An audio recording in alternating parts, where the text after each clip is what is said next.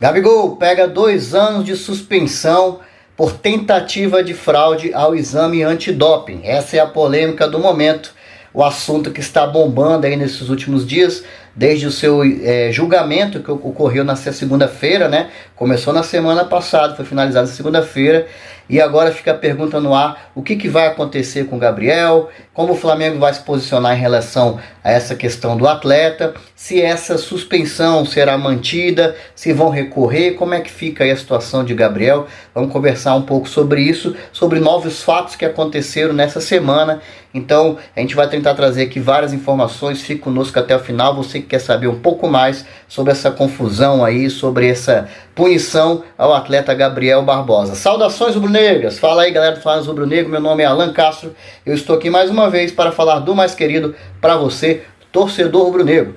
Por isso, desde já, peço aquela moral aí de quem não é inscrito, se inscreva no canal, quem está aqui pela primeira vez também. Peço a você que já é inscrito, que compartilhe, que curta nossos vídeos, né, que comente aqui sobre os nossos assuntos. Vamos discutir aqui, falar um pouco sobre Flamengo. Beleza, galera? Então vamos lá, sem mais delongas, é um assunto que todo mundo já está tendo aí conhecimento. Gabriel é suspenso por 2 anos, enquadrado como tentativa de fraude, né, ao exame antidoping. Essa pena, apesar de ser definida em 2 anos, ela se inicia da data do ato, da ocorrência, melhor dizendo, né? Então, assim, o fato ocorreu mais ou menos em abril do ano passado, 2023, e hoje já vai completar aí 1 ano. Então ele ainda ficaria, se isso se mantiver, mais 1 ano cumprindo esta pena. Essa é uma primeira informação importante. Então, digamos que na prática ele ainda tem 1 ano, na verdade, de suspensão de fato, se nada mais mudar em relação ao caso do Gabriel. Esse é o primeiro ponto, né?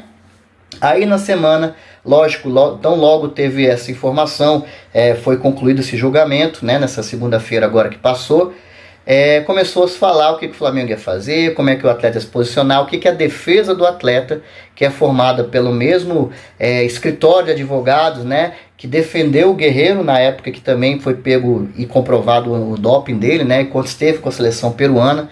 É um caso que também afetou o Flamengo, era um jogador, um dos mais importantes daquele elenco, e a gente ficou sem o Guerreiro por um bom tempo aí. Mas a punição dele, de fato, foi de 14 meses, né? Esse é um ponto para a gente discutir aqui. Ele que foi pego no antidoping, né, e ficou 14 meses suspenso, depois ainda conseguiu abrandar a sua pena, né? Se eu não me engano, deu pouco mais de 6 meses, ainda jogou a Copa do Mundo na ocasião. Mas só para a gente ter aqui alguns níveis de comparação, porque um dos pontos que se questiona é o tempo, né? Por que o Gabriel pegou 2 anos se o caso dele nem é testagem positiva para antidoping? Então vamos falar um pouco sobre isso aqui. Então eu estava esperando o escritório ser publicado o acórdão dessa decisão. Então era importante que esse acórdão dessa decisão, a formalização dessa decisão acontecesse, né? Essa etapa fosse cumprida, respeitada, para que agora a defesa de Gabriel decida o que vai fazer. Se vai procurar atender, né, absorver a decisão, se vai recorrer a alguma outra instituição. Fala-se muito de entrar com efeito suspensivo, né? Foi uma informação que já saiu nesses dias, que eles iam formalizar uma defesa junto ao CAS, que é a Corte Arbitrária do Esporte, né, que é da FIFA lá na Suíça. Então eles poderiam recorrer a esse órgão. Só que parece que tem alguns nuances que isso pode até piorar, a depender da interpretação que eles tiverem lá, a situação de Gabriel. Então os advogados precisam estudar esses riscos antes de tomar uma decisão como essa. Contudo, a primeira posição, até pela nota do Flamengo, a nota do próprio atleta e a declaração do seu advogado, é que eles acreditam na inocência, acreditam que houve um certo rigor com essa condenação ao Gabriel. Por que se fala isso? Por conta do placar apertado. Foram 5 votos favoráveis à condenação, digamos assim, 4 contrários, né? Entendendo que o Gabriel deveria ser absolvido, ou sei lá se tinha alguma outra pena alternativa como multa, né?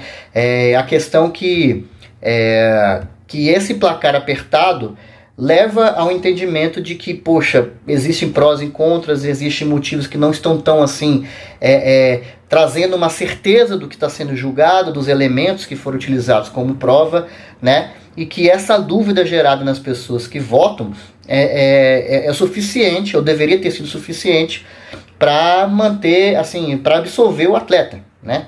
por conta desse placar apertado, quando se há elementos, quando se há uma dúvida ainda instaurada, talvez a orientação seja que não se prejudique o réu, vou chamar de réu nesse caso.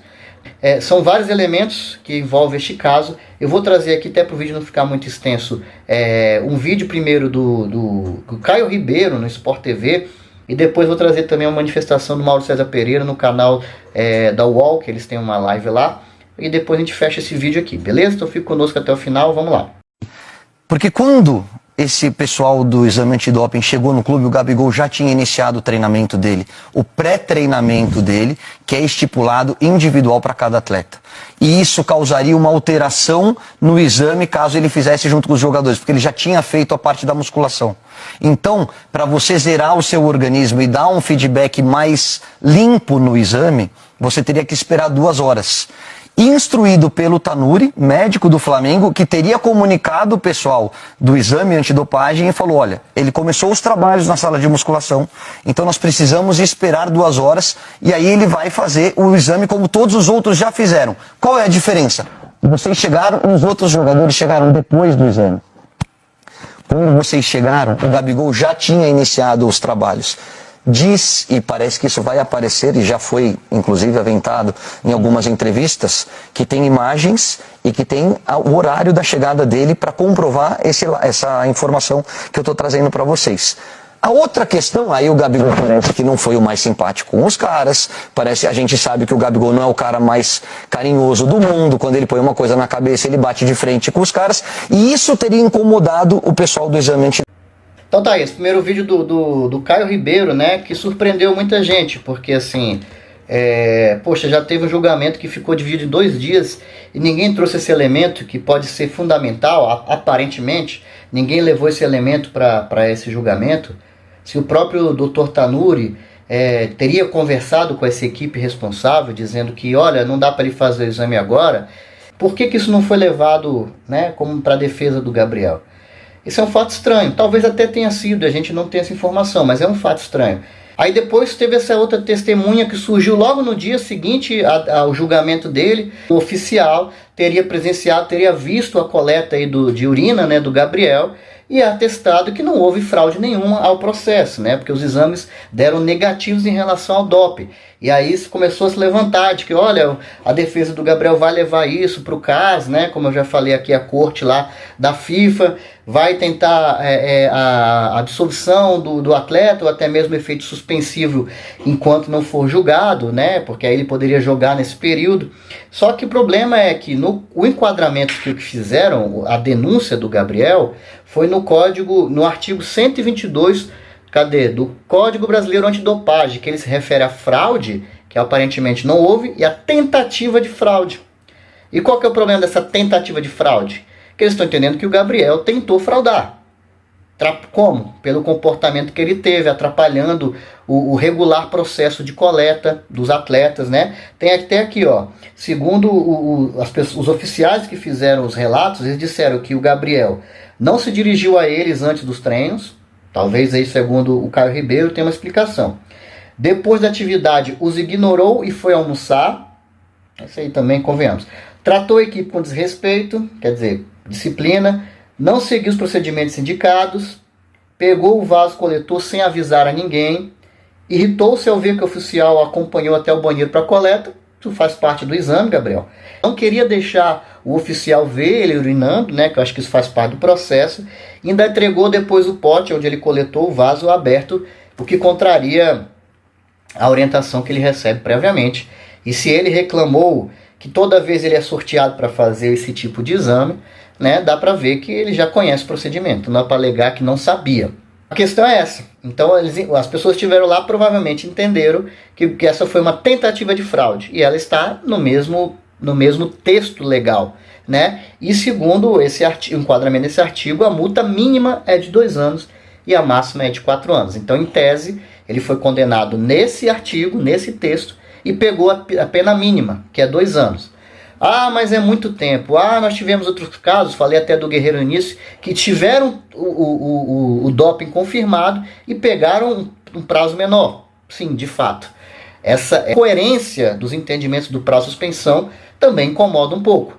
Mas infelizmente o texto foi feito assim, então não dá para dizer que o prazo foi feito rigoroso nesse sentido. Mas que é esquisito ser o prazo mínimo desse enquadramento ser maior do que quem realmente testou positivo, é complicado. Tanto é que o Manuel do Fluminense pegou aí, parece que 8 meses no ano passado.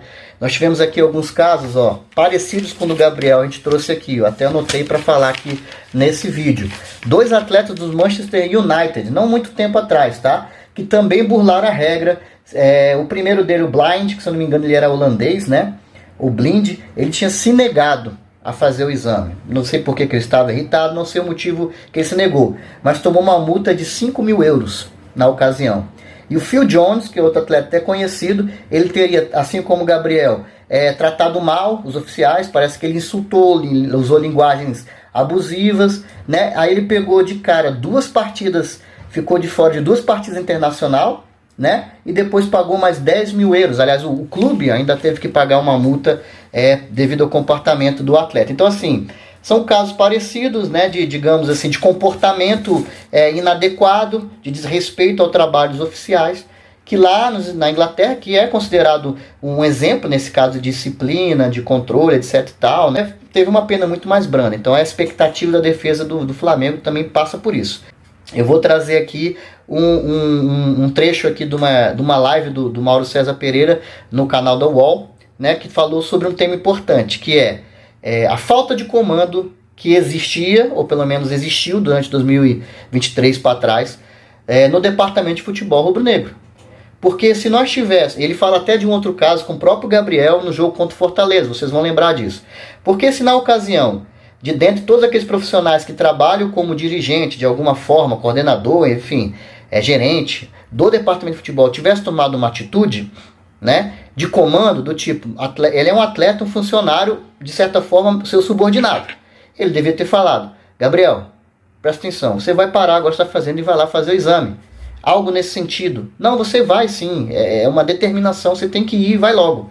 E faz direito. Falta comando na equipe do Flamengo, né? Melhorou um pouco aí com a chegada do Tite, parece que ele está conseguindo ter mais apoio da diretoria, um pouco mais de liberdade para colocar ali o seu comando, mas ainda está muito abaixo, muito amadora essa questão. Vamos botar aqui o vídeo para vocês.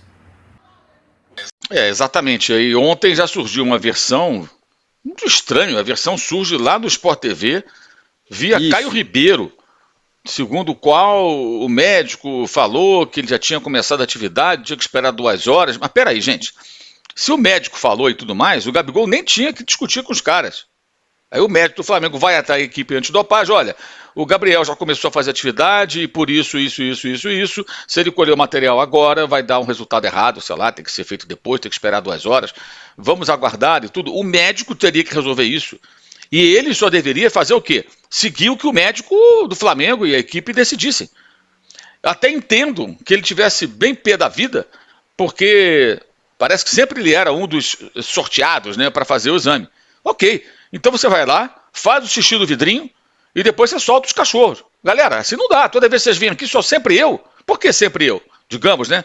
Olha, nos últimos, 6 meses, vocês vieram aqui, digamos, 5 vezes e em 4 eu tive que ser testado. Outros colegas aqui nem foram testados. O que acontece? Gostam tanto de mim? Até seria razoável que ele argumentasse depois de fazer a parte dele. Porque o atleta profissional sabe que qualquer comportamento com relação a doping que gere algum tipo de suspeita pode causar problemas para ele. Então, não dá para entender por que fez isso. E eu acho que aí também entra uma outra questão, que é a falta de comando no departamento de futebol do Flamengo. Porque no momento que chega a equipe antidopagem, então aquele relato é uma grande falácia. Eu estou partindo do princípio de que o relato faz sentido. O relato de que ele foi, não quis fazer o xixi, depois voltou, pegou o vidro, foi lá e fez sem avisar para ninguém. O integrante da equipe antidopagem teve que correr atrás dele para ir no banheiro, aí ele tentou esconder lá a genitália, e aí na sequência entregou o vidro aberto. Eles relatam uma série de comportamentos fora do padrão. E você tem que seguir, cara. Negócio de doping não tem conversa, irmão. Faz direitinho ali para não ter problema, né? E o relato é esse. Então, se o relato ele tem vínculo com a verdade, ele não está certo, gente. Não adianta tentar passar pano. Não pode fazer isso. E aí eu vou lembrar de uma situação, porque aí eu acho também que tem um erro do atleta e o exemplo claro de que no Flamengo alguns jogadores fazem o que eles querem e ninguém manda em nada. O Flamengo jogou contra o Fortaleza no ano passado e vencia o jogo no intervalo. O Gabriel sofreu uma lesão e chegou ao vestiário muito irritado e ali aparentemente com toda a razão, porque a lesão teria sido causada pelo mau estado do gramado do Maracanã. Os jogadores estão voltando já para campo, o vestiário já está ficando vazio, vai começar o segundo tempo e ele fala que vai embora. O médico do Flamengo fala para ele, não, você não pode ir embora. Você tem que ficar aí porque vai acontecer do exame antidoping. E se você for sorteado e não estiver aqui, isso pode caracterizar um doping, claro. O Marcos Braz discute com o Gabriel. E depois o Marcos Braz, ele fala o seguinte, não, a discussão não foi por conta da contusão, foi porque o Gabriel queria ir embora, e nós falamos para ele ficar mais um pouquinho. Ficar mais um pouquinho, Marcos Braz? Não tem que ficar mais um pouquinho, não. Ali é o seguinte, Gabriel, você não vai embora, você não está liberado. Acabou, o cara é funcionário do clube, gente. E outra coisa, o time está jogando, você tem que ficar até o final com seus companheiros, machucado ou não, a não ser quando você tem um problema sério, que você tem que ir para o hospital fazer um exame, aí você sai no meio, vai até na ambulância se for o caso, não é? Então, acho que as duas histórias, elas se conectam com relação à falta de comando no departamento de futebol. Porque se houvesse realmente alguém que os jogadores respeitassem para valer, né? Tem tanto gerente, tanto dirigente, tanta gente naquele CT, alguém ia falar, Gabriel, você vai fazer o exame, por favor, atenda aí a equipe antidopagem e não crie problema. Ah, mas não sei o que, Gabriel, não estou pedindo, eu estou mandando, tá? Mas quem tem coragem, culhões, autoridade para falar um negócio desse pro Gabriel dentro do Flamengo? Me parece que ninguém. Então leva esse tipo de coisa. O que eu quero dizer com isso? Eu acho que o jogador, se de fato ele fez o que fez, ele está errado, e o Flamengo também erra, porque ninguém parece que tem comando lá dentro. Porque isso é um absurdo, gente. O atleta profissional, na época, já com quase 27 anos de idade. Ele agora está com 27 para 28. Né? Isso foi há quase um ano. Ele sabe dos riscos. Tanto que ele teria ficado zangado pelo fato de sempre ele ser chamado para fazer esse tipo de teste quando a equipe aparecia lá de surpresa. Né? Então ele sabe qual é o procedimento. E eu imagino que saiba qual é o risco que ele estaria correndo, não atendendo todos os protocolos estabelecidos pela comissão antidoping. Então, é uma grande pataquada que mostra que o Flamengo tem muito dinheiro, é muito organizado na parte financeiro-administrativa, tem um bom faturamento da América do Sul, tem um elenco sensacional, tem muita mídia, torcida, essa coisa toda, mas é muito amador, né? Com relação a algumas situações e decisões que acontecem dentro do departamento mais importante, que é o futebol do clube, que é o que interessa para o torcedor, que é o grande patrão, né? Que paga esse negócio todo. É um absurdo isso aí, é um absurdo. Isso não pode ser ignorado nesse contexto, sabe? Acho que isso é um ponto extremamente importante. Mostra a bagunça que é. E também o Rodolfo Landim, né, que é o presidente, como é que ele permite que esse tipo de coisa aconteça. E o Gabriel fez, quer dizer, procurou uma encrenca sem a menor necessidade, e agora talvez o Flamengo tenha que contratar outro jogador para a posição. Né? Porque agora que ele ia ser mais necessário, que ele é um reserva, na verdade, mas os jogos vão se acumular agora. E o detalhe, o Flamengo pode suspender o contrato dele pelo período que ele ficar afastado. E prorrogar pelo mesmo período ao final. Isso significa que se ele tiver que cumprir esse período de afastamento até abril do ano que vem, o Flamengo pode esticar o contrato, parar de pagar de agora até abril o salário, o Flamengo pode fazer isso legalmente, e esticar depois o mesmo contrato até o comecinho de 2026. Tem isso também. Trouxe esses dois vídeos aqui, tem muita coisa acontecendo, muita informação, muito debate rolando. Se for para trazer muita coisa aqui, o vídeo vai ficar gigantesco, vai ficar com caráter de live, não é essa a intenção. A pergunta que se faz agora é, e agora? O que o Flamengo faz? Então, assim, o posicionamento que a gente tem aqui do Flamengo de momento é defender, auxiliar o atleta, né, na defesa dele, porque acredito que o atleta é inocente no sentido da fraude, né? Porque a fraude é uma coisa séria, gente. É uma coisa que você está tentando enganar aquele órgão, no caso os oficiais ali do antidoping. Então, estou tentando dar uma urina que não é minha, né? Estou tentando dar uma informação falsa para poder me livrar de algum tipo de punição. E esse não é o caso. Então, por estar entendendo, talvez, que tenha sido uma coisa muito rigorosa no enquadramento, a pena é a mínima desse enquadramento. Talvez o problema seja no qual artigo que ele foi denunciado. Né? Volto nesse ponto. Mas, por entenderem que a pena talvez tenha sido muito rigorosa, porque ele acabou realizando o exame, mesmo que com algumas falhas desse processo, né, e com um comportamento inadequado, e testou negativo. Então eu acho que a defesa do Flamengo e a diretoria, a defesa do atleta e a diretoria do Flamengo tenho entendido que nesse sentido o atleta é inocente, por isso ele deva receber, se for o caso, outro tipo de punição ou ser julgado por outro artigo. Não sei como é que vai funcionar nesse caso. Mas de momento o Flamengo segue apoiando o atleta, né? Mas assim, há quem diga que com essa observação que o Mauro César fez em relação ao contrato do atleta, né, pela Lei Pelé, o contrato fica imediatamente suspenso. O atleta não pode frequentar o Ninho do Urubu para treinar, para manter forma, nada, né? Parece que o Flamengo já prepara uma programação para o atleta seguir nesse período até que isso se resolva, né? O Zico teria até aberto o CT dele lá, o CFZ, para ele treinar, se assim ele desejasse. Só que o Flamengo ainda acredita nessa absolvição do jogador, mas sai a informação aqui dizendo o seguinte, que há uma abertura no contrato do Gabriel, né, que é possível sim uma ruptura desse contrato, caso o jogador cause dano à imagem do clube. Essa informação saiu aí, não é a primeira que eu vejo, isso aqui eu vi do Coluna do Flamengo, mas já vi uma outra dizendo que o Flamengo também estuda a possibilidade de romper o contrato com o Gabriel. Eu sei que tem muita gente querendo, como é que se diz, azedar ainda mais essa história para se beneficiar disso, ou seja, clubes que de repente desejam contar com o atleta. Tem muito torcedor do Flamengo que está com raiva do Gabriel pela postura dele, principalmente extracampo, né, não profissional, por esse tipo de atitude que ele tem recorrentemente em campo, fora de campo, né, de às vezes falta profissionalismo, falta disciplina e falta alguém ali para botar ele no lugar, nos eixos, né, para dar uma certa orientação, ajuda no comportamento do atleta e usa dessa raiva que se tem, desse desgaste que ele já teve com pessoas dentro do Flamengo e com a torcida, para, num episódio como esse, pisar em cima do atleta, destruir a imagem do atleta como se nada tivesse, como se nunca tivesse feito nada pro Flamengo. Aí também, gente, eu acho que já é o outro extremo, né? Um extremo é você achar que tadinho do Gabriel, ele é perseguido, ele não fez nada, ele é inocente, deixa o Gabriel em paz. Esse é um extremo, né? O outro extremo é, bem feito para ele, devia ter pego, era 10 anos, Gabriel tem que sair do Flamengo, esse cara não sei o que lá. Não, eu acho que tá faltando aí menos emoção nesse caso do Gabriel, e a gente centrar um pouco mais aí para entender tudo o que aconteceu, as lições que ficam, e desejar que isso se ajuste. Não é bom para o atleta e não é bom para o Flamengo, na minha opinião, que isso essa penalidade permaneça, tá? Por N razões.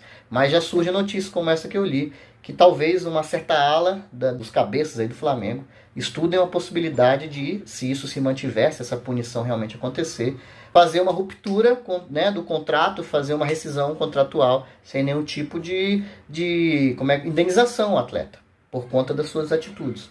Então vamos aguardar aí. A pergunta que fica é essa: e agora? O que o Flamengo vai fazer? Quando chegar no momento adequado, o Flamengo vai tratar deste ponto delicado, que é a renovação do atleta. Tem muitas equipes interessadas no Gabriel, ainda mais se for de graça. Vamos ver como esse episódio vai terminar. Então, galera, agradeço a vocês que ficaram até o final, né, desse vídeo. Muitas notícias vão acontecer ainda, tem outros capítulos dessa série para acontecer. Peço mais uma vez a moral para se inscrever no canal, curta, comente, compartilhe nosso conteúdo. Muito obrigado por vocês estarem aqui. Saudações rubro-negras, até o próximo vídeo. Valeu!